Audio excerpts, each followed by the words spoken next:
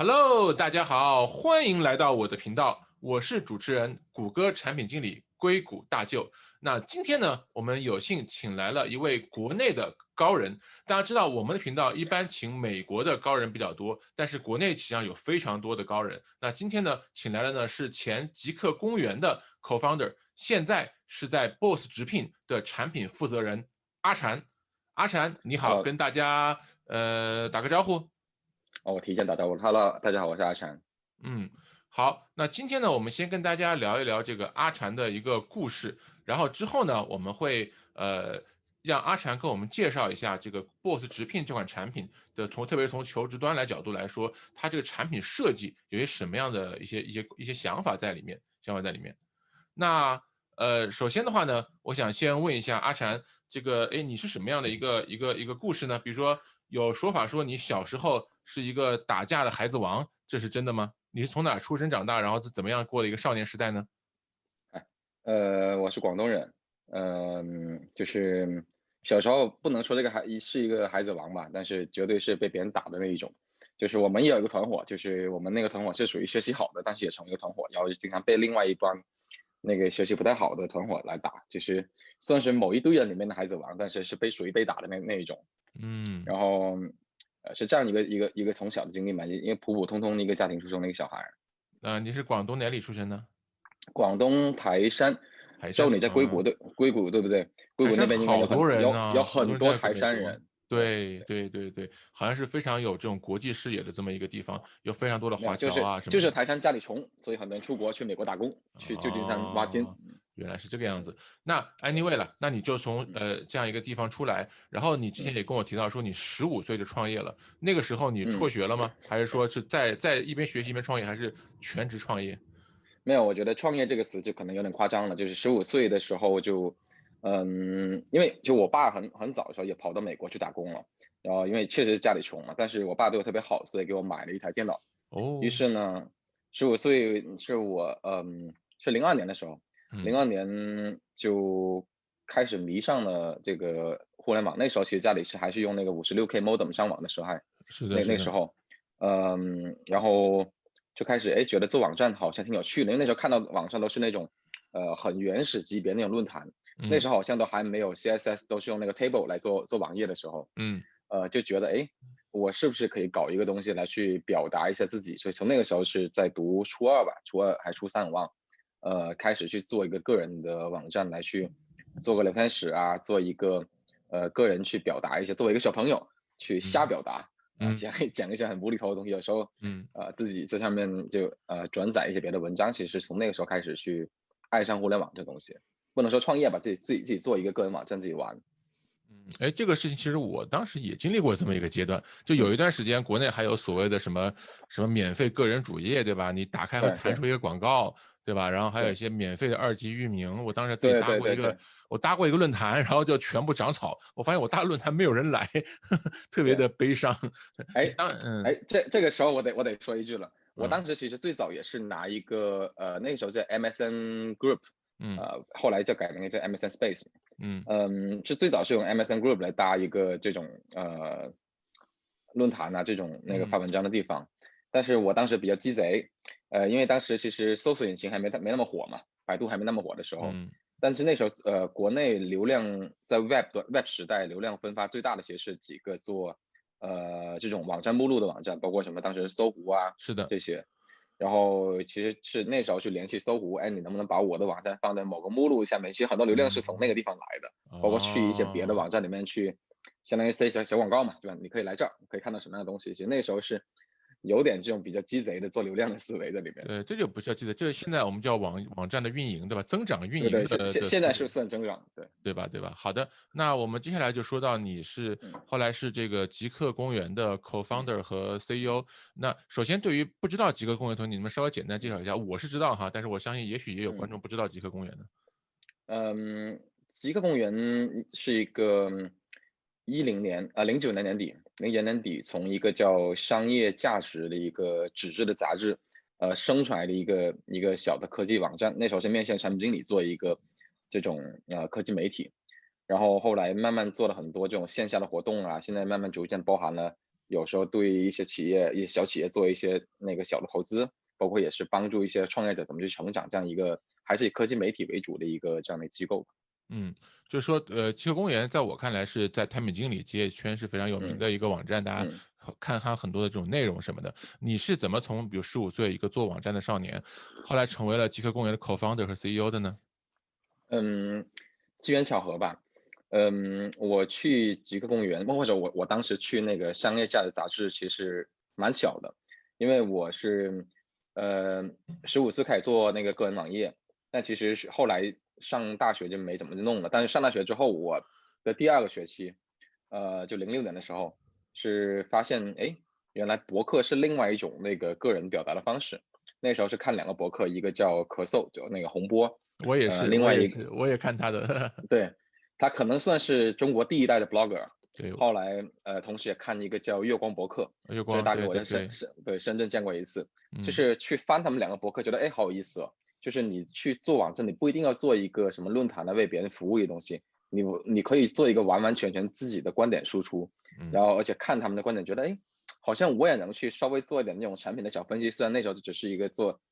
读大一的大学生。所以就是从06年开始去做一个叫可能吧的一个这样的博客，然后做到那个09年，相当于做了小3年吧。小3年之后做的还是在圈内有点小名气，然后那时嗯候就是被这个商业价的那个杂志主编，然后张鹏看了某篇文章，哎，觉得这个小朋友还不错，然后把我拉过去实习。然后那时候明白了。大三暑假嘛，然后就开始实习，然后后来跟我说，哎，我们想搞一个这样一个面向产品经理的一个科技媒体，你要不要过来？别做那个记者了，我们觉得你普通话不太好，这个采访也人家听不懂，要不你就做一个科技媒体这个网站的负责人吧。就从那个时候开嗯，始去做这个事儿，这个来龙哦。去脉是这样的。所以说可能吧当时做得好呢，可能就是因为你对互联网行业充满兴趣，然后充满理解，所以你写的文章呢，就是在业内受到了认可，于是后来这个机嗯。会就展开了。嗯，不能说充满理解吧，因为其实讲真，咱们俩现在都是那个，如果用中国互联网的一句话叫中年互联网人，对吧？那其实嗯哼，那个时候才18、9、20岁，你说自己充满理解，这是不可能的。是，嗯，但是那时候其实是会你在网上做观点输出，但是你要很怕别人觉得你是一个小朋友，嗯，你有时候其实会去伪装，哎，我不要告诉别人我的年龄，我不要告诉别人我是个大学生。我要假装，我去模仿别人怎么去做这种观点输出，模仿别人怎么去做这个产品分析，然后装作自己是一个成熟的人。其实那时候更多的是先从装开始的，后来才慢慢有了很多自己的嗯，观点。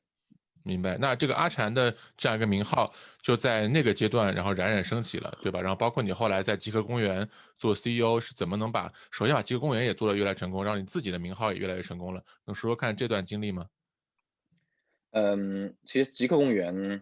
我们刚开始做的时候，因为其实背靠的一个杂志社，所以在本质上会有很多杂志的资源，就主要嗯是一些人脉资源流进来。因为好的内容本身就需要，因为你做记者做媒体，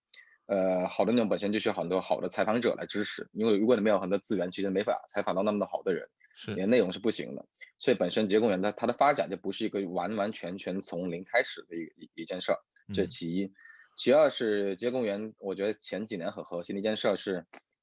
去做线下活动，尤其嗯是那时候是中国移动互联网刚开始发展那几年，09年、10年那几年是正在那个蓬勃发展的时候。嗯，那时候其实中国的互联网，尤其是移动互联网的产品经理的数量是在暴增的，而且嗯非常多人在创业。那创嗯业呢，就是会你在硅谷，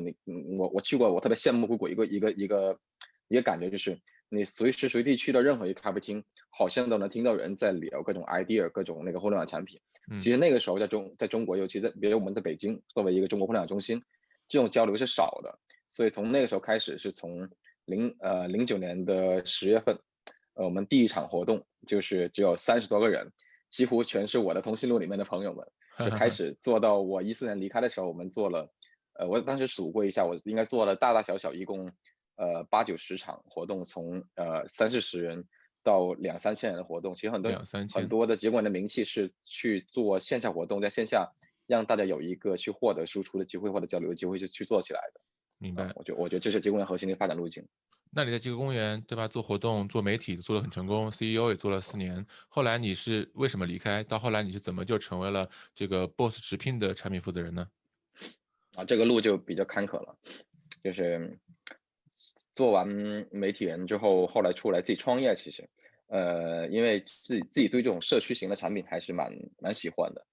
然后后来14年，拿了那个创业工厂的一笔天使，哦，算种子吧，拿了一笔种子要出来创业，但是也很不幸，那个人太年轻，就是傲气太重了，就觉得自己好像嗯，还挺厉害的啊，好像懂挺多的，其实很多东西不懂，最关键的是不知道自己的天花板在哪。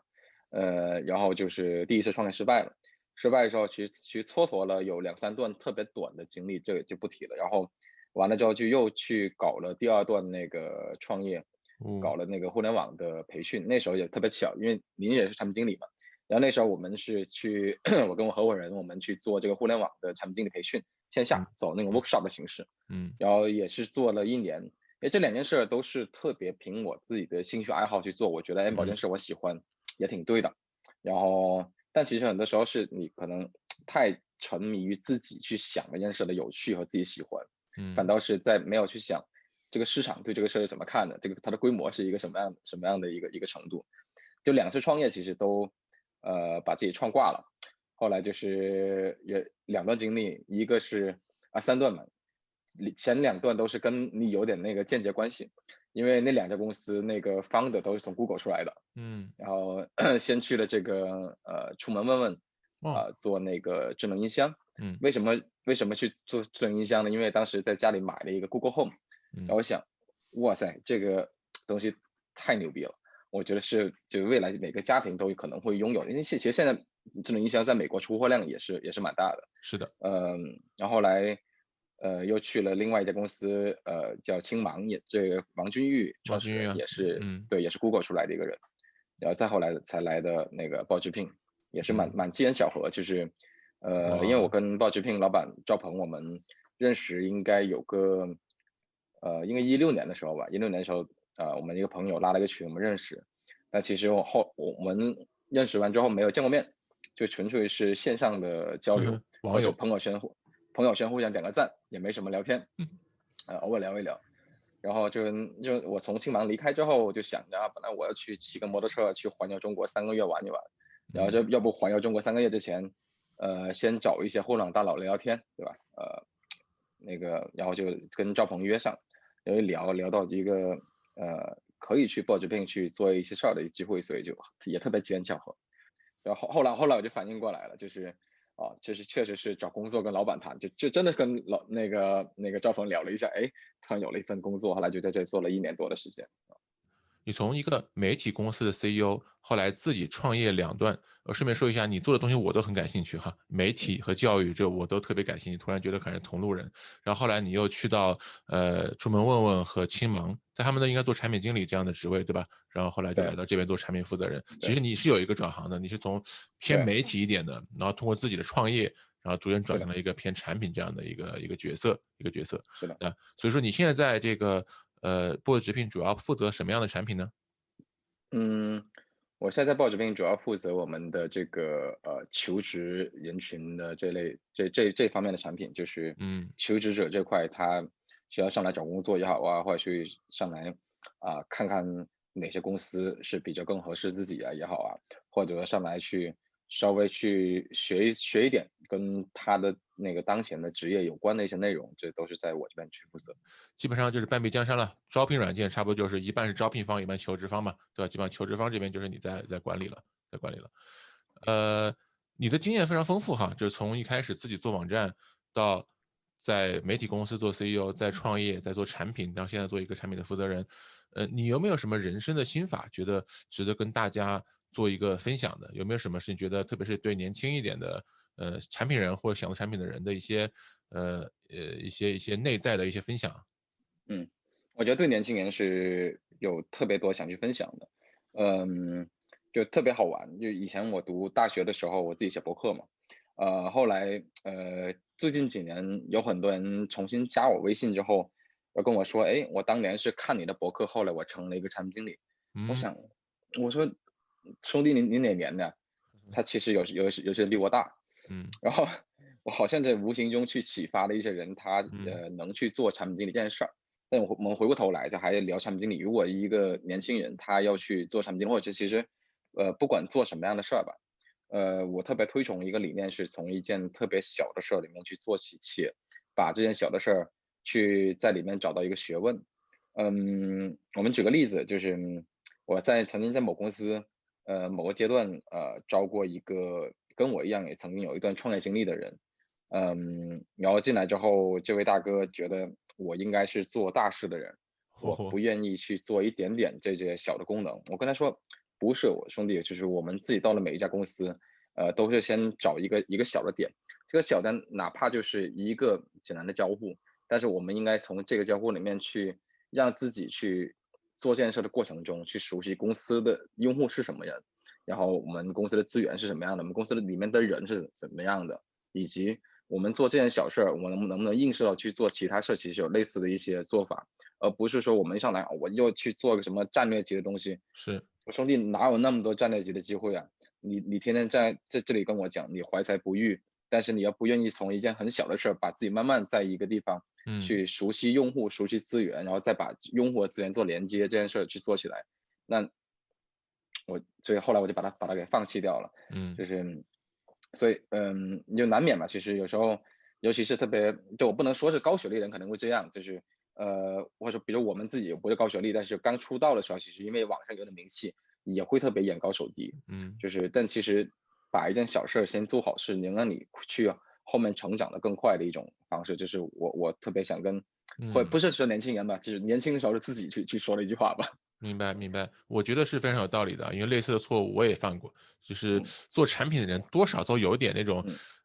就是乔布斯的心吧。虽然有没有乔布斯对水平不说，对，水平可能没有，但是嗯有一颗乔布斯的心，结果老觉得自己要改变世界，结果尼玛这个一上来要做个特别小的事情，其实反而是应该从小事做起的，没错的。对。然后我回嗯答你刚才你提的第一个问题，就是好啊，你问到，就是我其实算是一个转行人嘛，因嗯为原来从做自己写文章，后来做一个媒体人，后来再做产品。我会觉得这里面，有一些相通的地方，就嗯是当我们去做记者的时候，我们做的最多的一件事是，比如今天我们要去采访某个人，然嗯后我们会做这个人的一些背景调查，我们会去想，我们通过他，比如说这个人，他假设是个名人，他过去对外也可能有一些演讲，那我们把他过去演讲看一遍，这第一。第二，他的公司是什么公司，我们调研一遍。第三，公司发展历程，如果他们有产品，他们产品是怎么样的，我们去看一遍。OK，收集完资料之后，其实要去做一个第二个事儿，是我们最近结合当下他们的一个情况，我们应该提出什么样的问题，对吧？然后我们再去现场去把这个问题表达出来，再去那个随机应对去问他其他问题，然后把这个采访拿回来之后，做这个收集、整理、输出的工作。就我觉得这个调研然后再收集、再整理、再输出这几个事儿，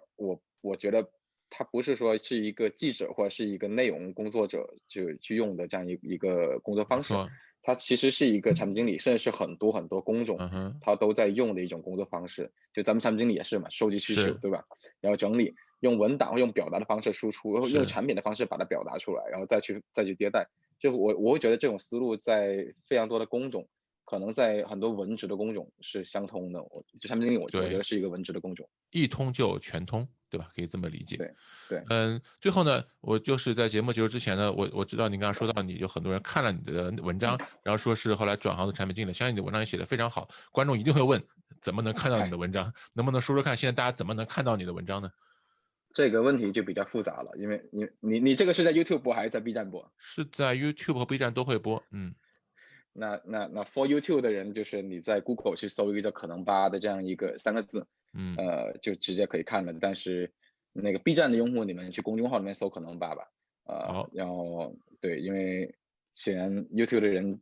不 B 站的人可能再没法去 Google 搜那个。所以说你的可能吧是在这个海外的这个域名是吧？